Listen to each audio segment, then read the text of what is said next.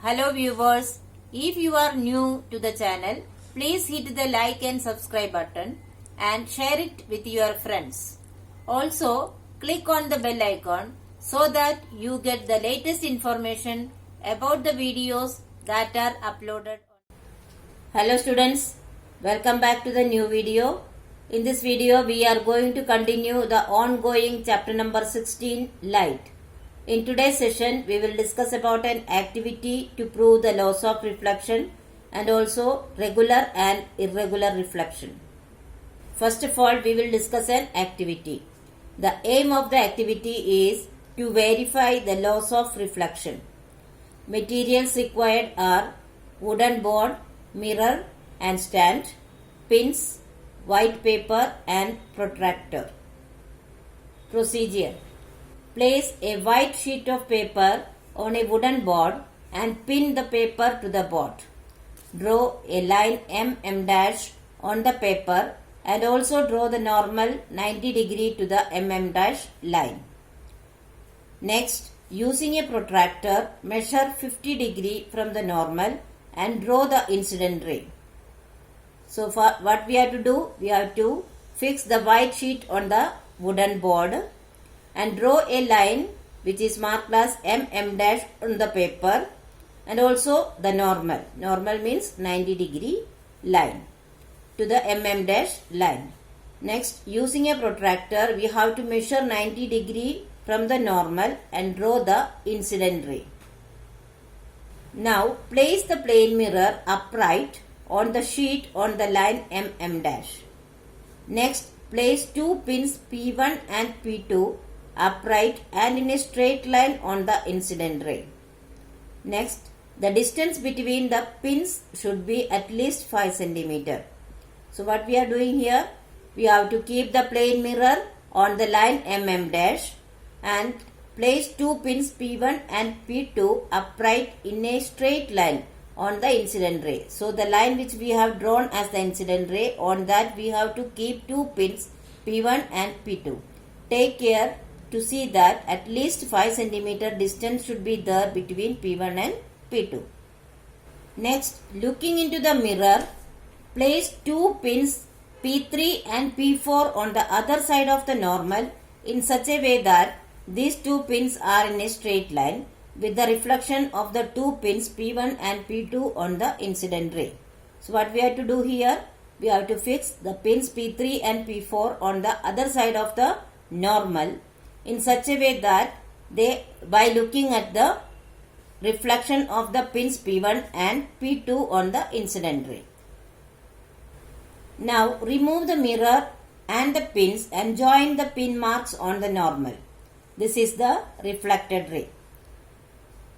Measure and observe with a protractor the angle which the reflected ray makes with the normal.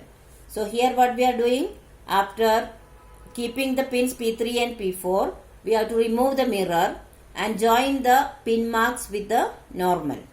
So this line represents the reflected ray.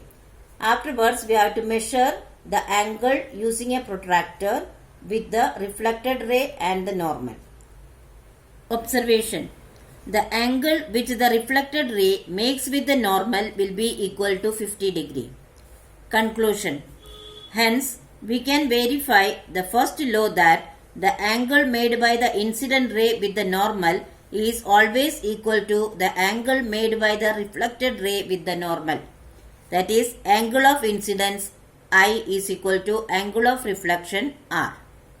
Also, the lines representing the normal, the incident and the reflected rays are all drawn on the sheet of paper, verifying the second law that states that the incident ray, the reflected ray and the normal all lie on the same plane.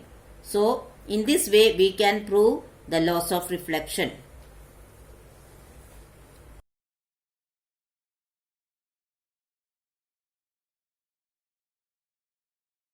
Now, let us discuss regular and diffused reflection. Regular reflection takes place when the surface is smooth and highly polished. Irregular or diffuse reflection take place from an uneven or rough surface. Light is reflected off all surfaces. However, we are not able to see an image in all of them. So, what is regular reflection? Regular reflection takes place when the surface is smooth and highly polished. Actually, light is reflected from all surfaces, but we are not able to get an image from all of them. What is the reason? Irregular or diffuse reflection takes place from an uneven or rough surface. Because of that, we are not able to get the image from that type of surfaces.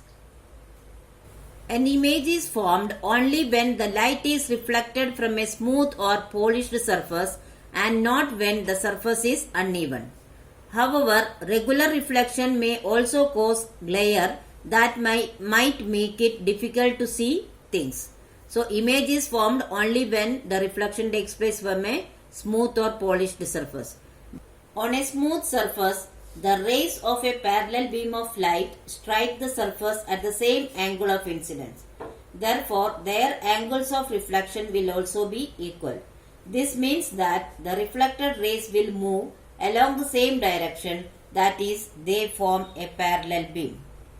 But on a rough surface, the different rays of parallel beam of light strike the surface at different angles of incidence. So, their angles of reflection will also be different. Therefore, the rays will get scattered in different directions, and this diffuse reflection causes scattering of light, which enables us to see the things. So, the diffuse reflection is helping us to see the things all around us. Light by itself is invisible. Hence, it remains invisible in space where there is vacuum. However, on entering the Earth's atmosphere, it becomes visible due to the reflection by minute dust particles in the atmosphere. So students, I hope you have understood the topics very well. But still, if you have any doubt, you can write in the comment section. I will surely try to solve it as early as possible. Here are some review questions. Please solve it in your notebook. Thank you.